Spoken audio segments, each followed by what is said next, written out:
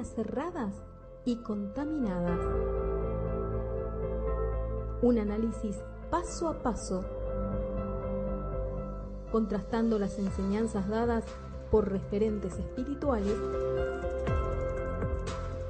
a la luz de las Sagradas Escrituras.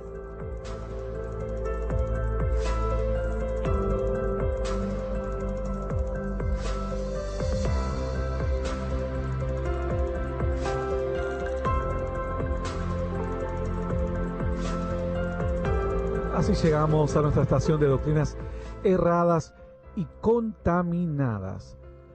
Bueno, vamos a tener hoy tenemos una doctrina que analizar.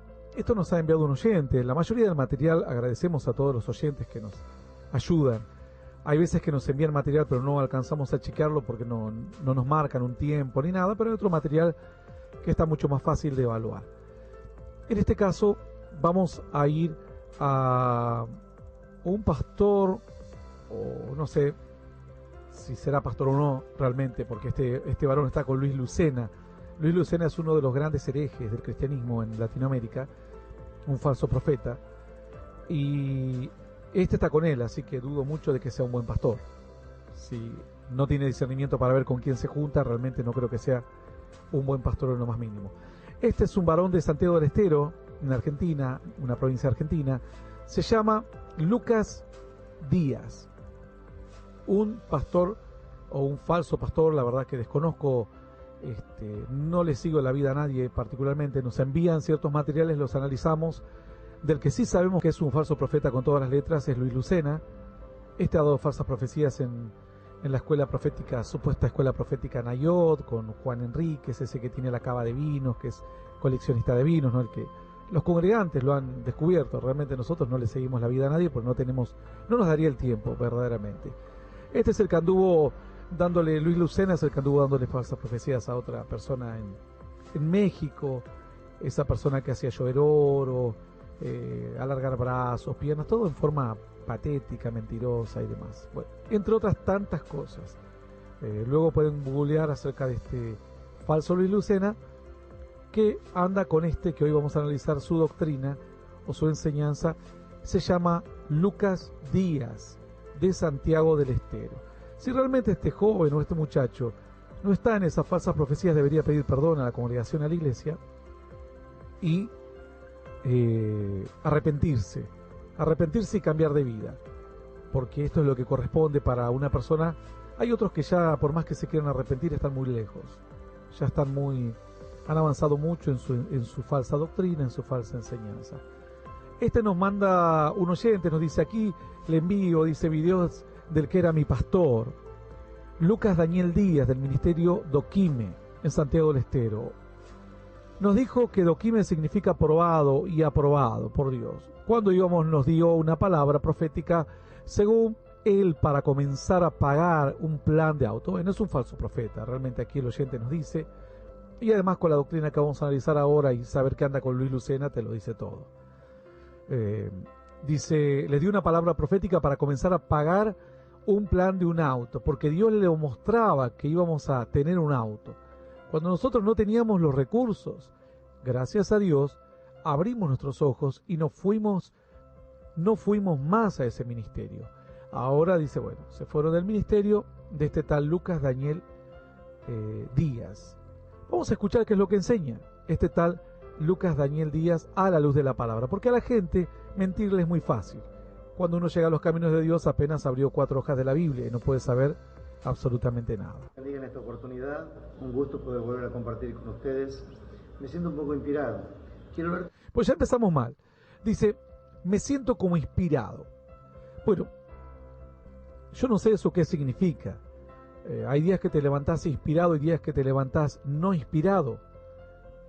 Realmente esto me llama la atención. Una persona que diga, me siento como inspirado, yo no me pregunto si hoy estoy inspirado o no.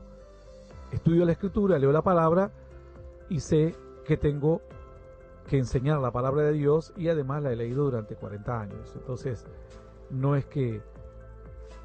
Quizás esto quiere decir como la típica manipulación, ¿no? Les voy a dar una gran revelación, una profecía o algo por el estilo. Pero vamos a seguir escuchando qué es lo que dice este Te párrafo. bendiga en esta oportunidad, un gusto poder volver a compartir con ustedes. Me siento un poco inspirado. Quiero hablarte de dos tipos de iglesias, la cual nos habla la Biblia en el libro de Ruth, cuando nos habla de un matrimonio llamado Elimelech, su esposa llamada Noemí, que tienen dos hijos, que ellos se trasladan de una tierra a otra tierra donde sus hijos se casan. Una se casa con Orfa y otra se casa con una mujer llamada Ruth. Bueno, aquí cuenta la historia de Ruth, falso profeta, ¿no?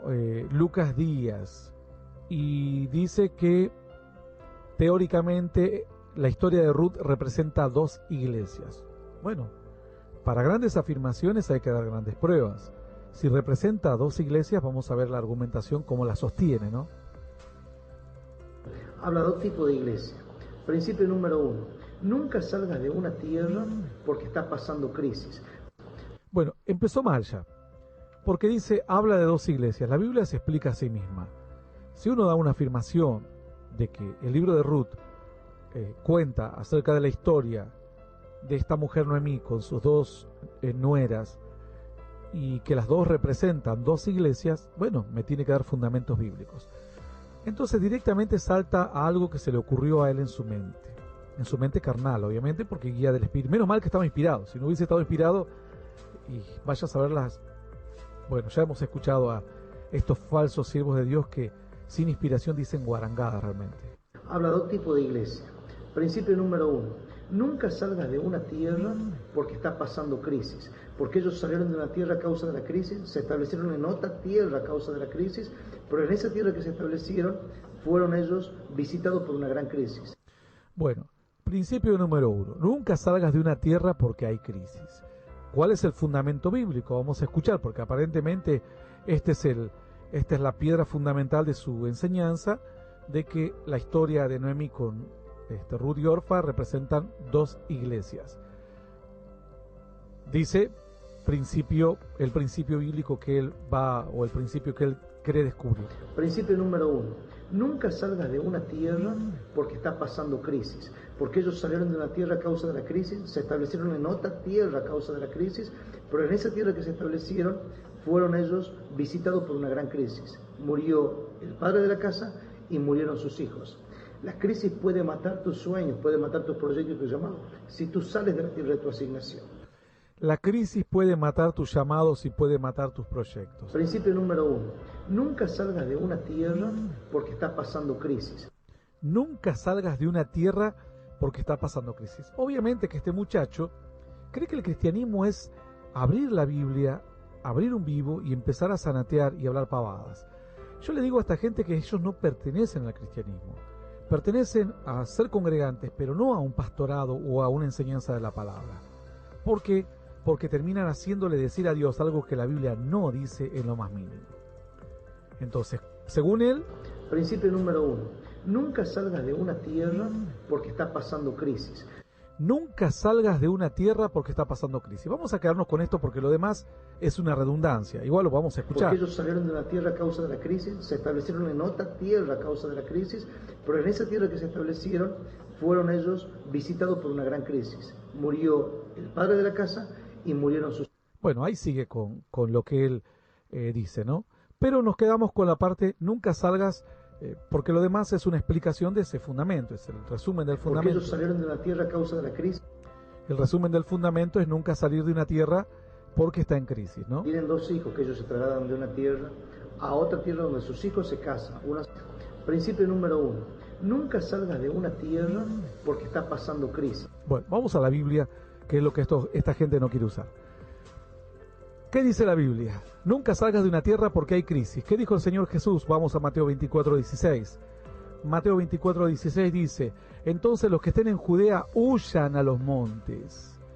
El que esté en la azotea no descienda a tomar algo, y el que está en el campo no vuelva atrás para tomar la capa. Entonces, el Señor aquí está diciendo que en medio de una crisis, cuando venga una verdadera crisis, huye de la crisis, huye, dice. Esto, si quiere anotarlo, este falso maestro, este falso profeta, Díaz, Lucas Díaz, aparentemente es así su nombre.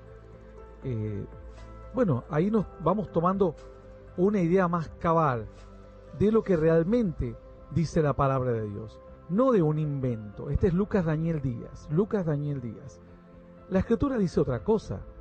La Escritura dice, entonces, dice, por tanto, cuando veáis el lugar santo, la abominación desoladora, bueno, habla de una situación de crisis. Los que estén en Judea huyan de los montes. Alguno dirá, bueno, pero a ver, quizás esto habla por una situación específica, solo por la abominación desoladora. Bueno, vamos a darle la chance a que alguien dude de esto. Dice, vamos a otro texto entonces.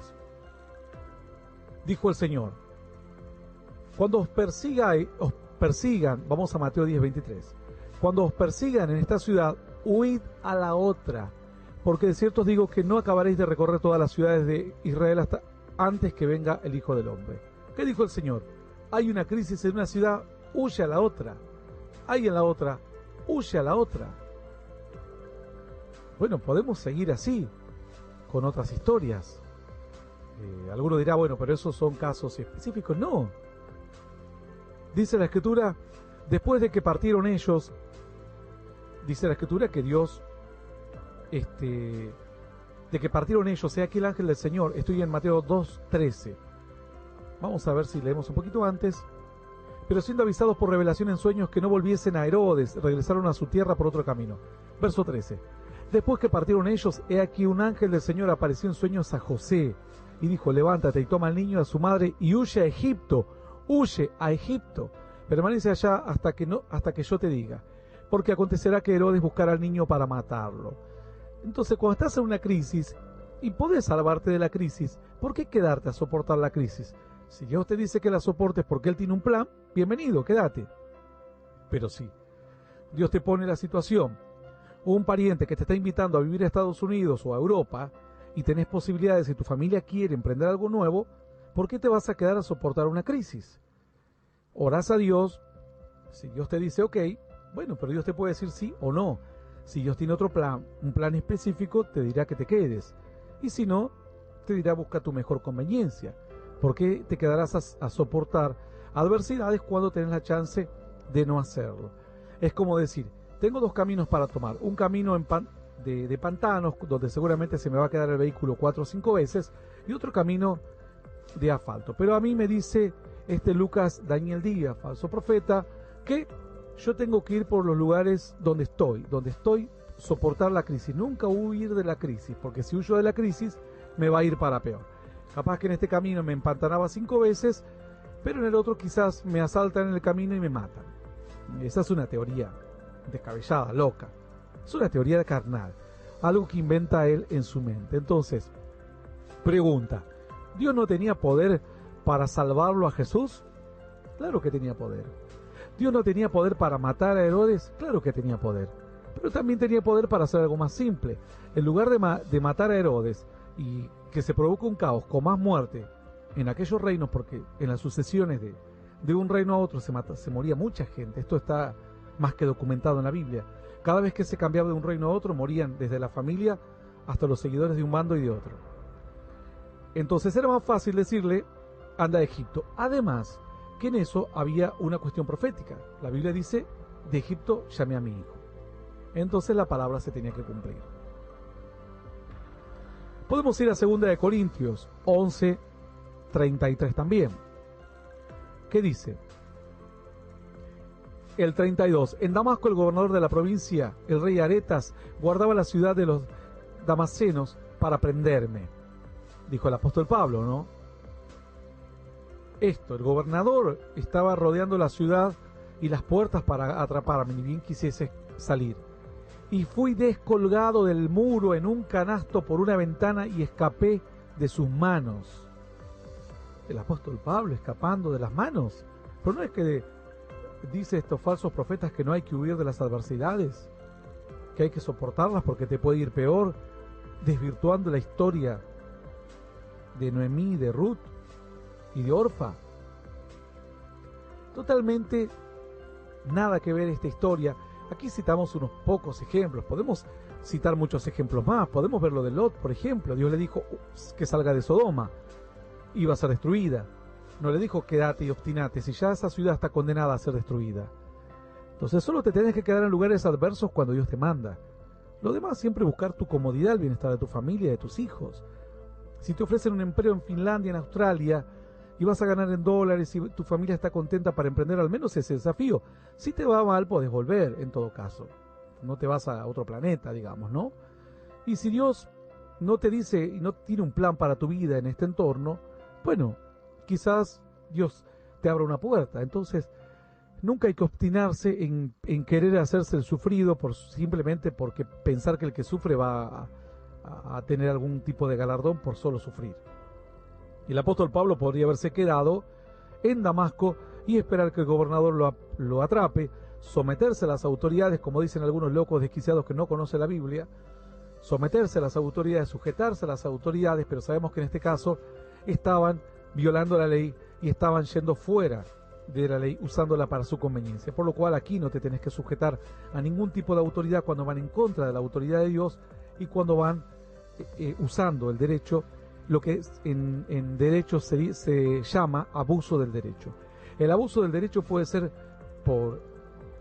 ejercerse por parte del demandado, del demandante también, del actor. También se puede ejercer el abuso del derecho por parte de los jueces, por parte de las autoridades, por parte de la administración pública. Abusan del derecho, abusan de la norma, como hoy lo están haciendo en tiempos de crisis. No entienden la crisis y te ponen multas por todos lados sin importar si es una multa confiscativa, ¿no? No les importa nada, porque hacen abuso de la autoridad. Las fuerzas de seguridad constantemente están abusando de la autoridad, ¿no?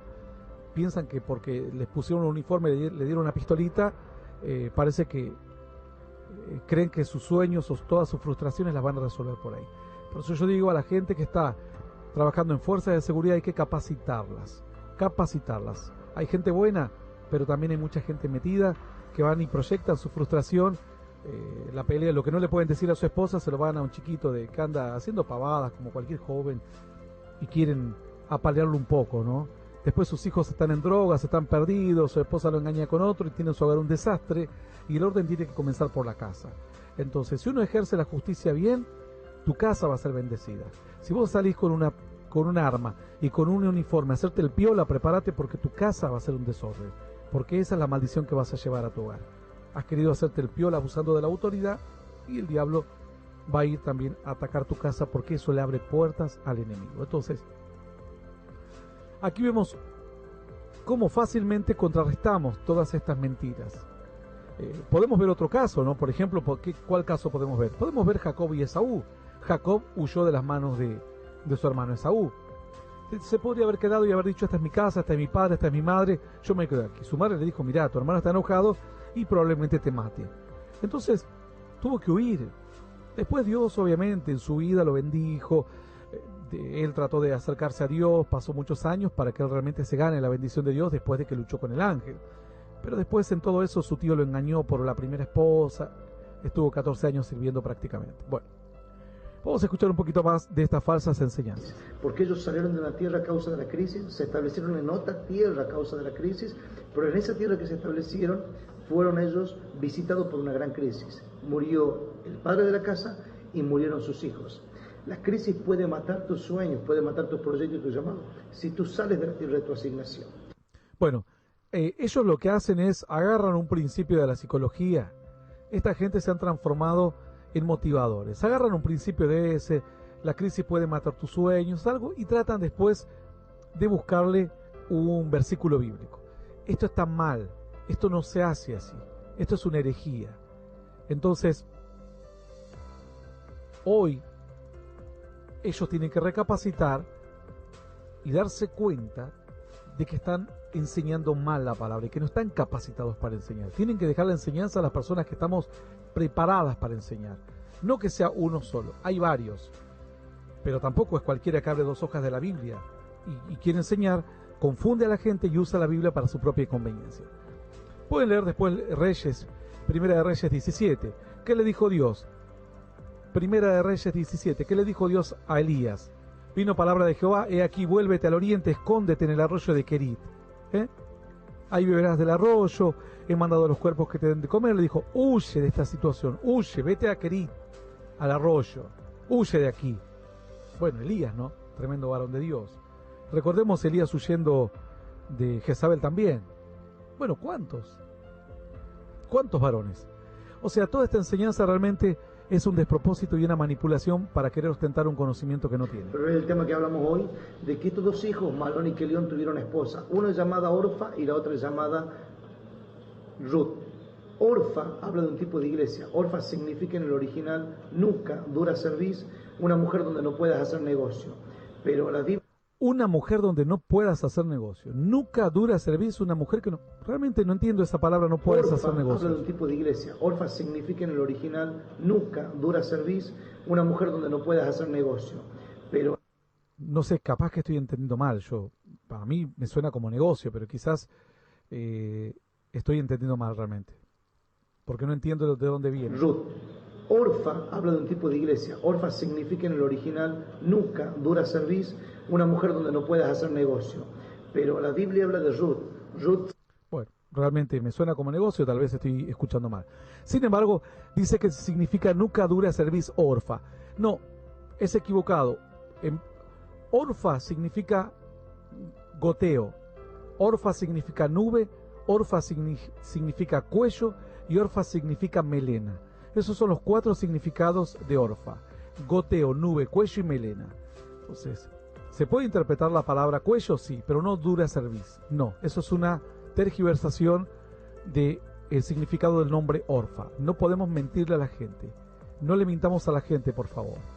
Porque esto es una pérdida de tiempo y la gente luego va y repite todas estas tonteras y los hacemos quedar como ignorantes. Cuando ellos invierten tiempo y dicen, confío en que la persona que me va a enseñar se prepara para esto y me va a enseñar algo que no me va a hacer pasar vergüenza cuando lo repita.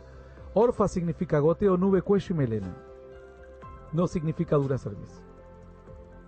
Orfa habla de un tipo de iglesia. Orfa significa en el original nuca, dura cerviz, una mujer donde no puedas hacer negocio. Pero la Biblia habla de Ruth. Ruth significa socia, asociada, amiga, compañera y buen vínculo. Bueno, amiga, compañera, asociada y buen vínculo.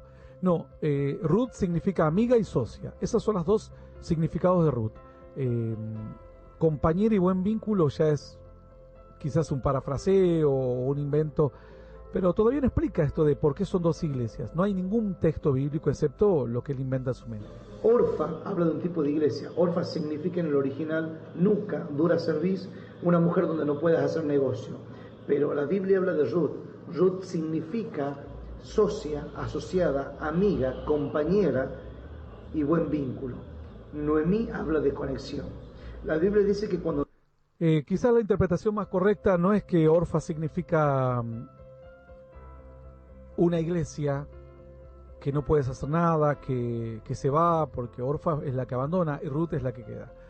Si uno quiere buscar un simbolismo o una aplicación a esta palabra, lo más sensato sería que esta palabra, la aplicación es, Ruth no era una persona que era parte del pueblo de Dios, ¿no?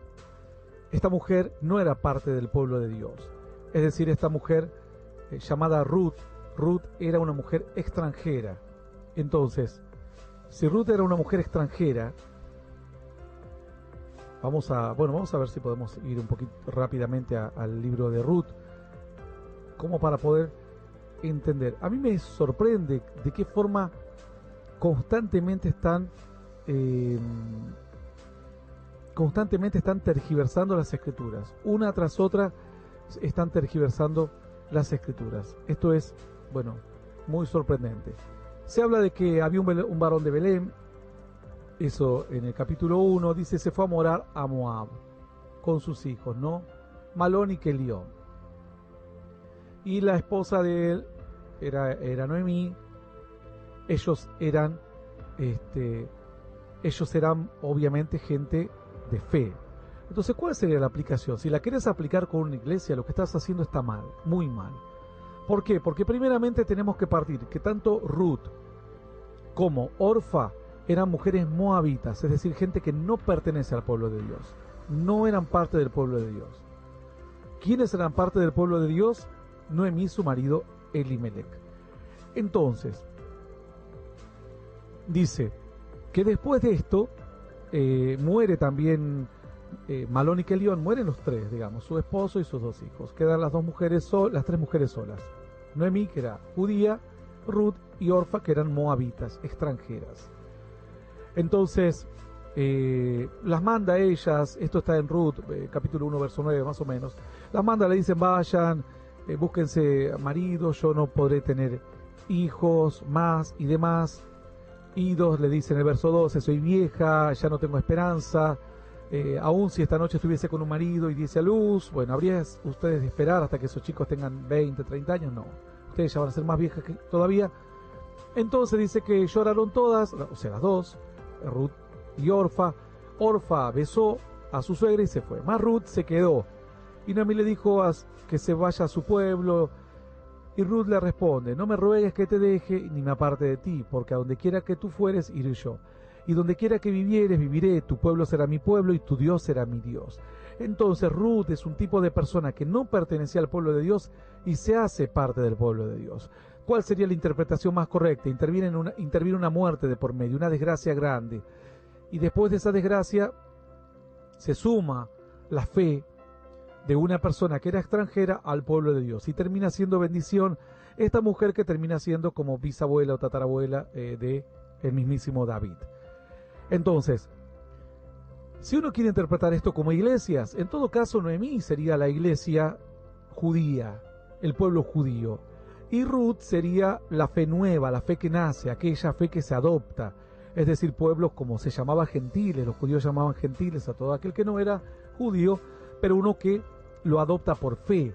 Esta mujer no conocía nada de Dios, no conocía la ley, pero dijo, tu pueblo será mi pueblo, tu Dios será mi Dios. Ella se incorpora al pueblo de Dios. Entonces, hay una muerte de por medio, o tres muertes, desgracia, y en esa desgracia nace la fe en una persona que no era el pueblo de Dios. Entonces, se podría hacer una comparación un poco distante también, pero la más correcta, aunque sea distante, se podría comparar a Noemí con el pueblo de Dios, el pueblo judío, y a Ruth con los gentiles, con el cristianismo. Interviene la desgracia de por medio, la cruz de Cristo es una gran desgracia. En este caso mueren los hijos y muere el padre, es decir, muere toda esperanza. Y sin embargo, después lo que le da sustento a esta mujer, a Noemí, es la propia Ruth. Ruth es la que incorpora la fe en Dios, pero termina siendo incluso más bendecida que Noemí, y gracias a ella también Noemí es bendecida porque se casa con un hombre importante, etc.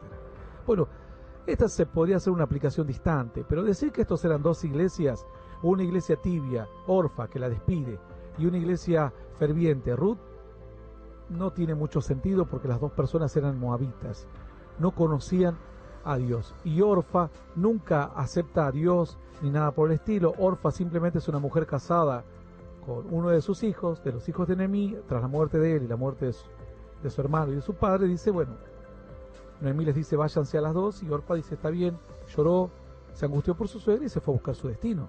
Ese sería la típica persona que ante una desgracia se busca su propio camino, pero nada más eso. La otra es la que incorpora la fe. Pero aun cuando sea una aplicación, si quisiésemos aplicarlo en la iglesia, sería una aplicación medianamente distante porque no concuerdan todos los elementos al pie de la letra. A grandes rasgos se podría llegar a hacer una comparación así, pero nunca una comparación de que Orfa es una iglesia fría y Ruth es una iglesia ferviente. Esto no tiene sentido, ningún tipo de sentido. Orfa habla de un tipo de iglesia. Orfa significa en el original nuca, dura cerviz, una mujer donde no puedas hacer negocio. Pero la Biblia habla de Ruth. Ruth significa socia, asociada, amiga, compañera y buen vínculo. Noemí habla de conexión.